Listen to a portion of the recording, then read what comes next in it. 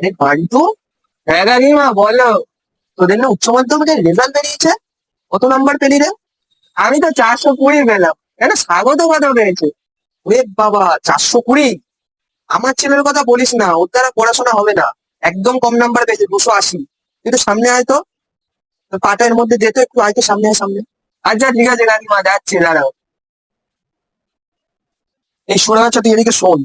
এই জলটা তুই খা, তাহলে যদি কোনো বুদ্ধি হয়। তা কাকু, ওকে কোন কলেজে ভর্তি করবে ওকে? না না, ওকে আমি কলেজ পড়াচ্ছি না বাবা। শুয়োরে বাচ্চাকে একটা টোটো কিনে দেওয়া উচিত, তাহলে যদি কিছু করতে পারে। আমার বাহ লেখাপড়ায় আর বাহ, হবে না রে। এদিকে টোটো কিনে দিতে পারছো, আমার আর কবে দিয়ে বলছি এই লেখাপড়ায় আর ভাঙা হবে ফোনটা না একটা রে। চেঞ্জ করে আমাকে একটা নতুন ফোন কিনে দিতে, সেই বেলা তো কিনে দিচ্ছ না। দাদা এ কি শুয়োরে বাচ্চা জন্ম দিয়েছে? এ তো কথার মানেই বোঝে না, হাঁটুর মধ্যে বুদ্ধি থাকে নাকি ওর?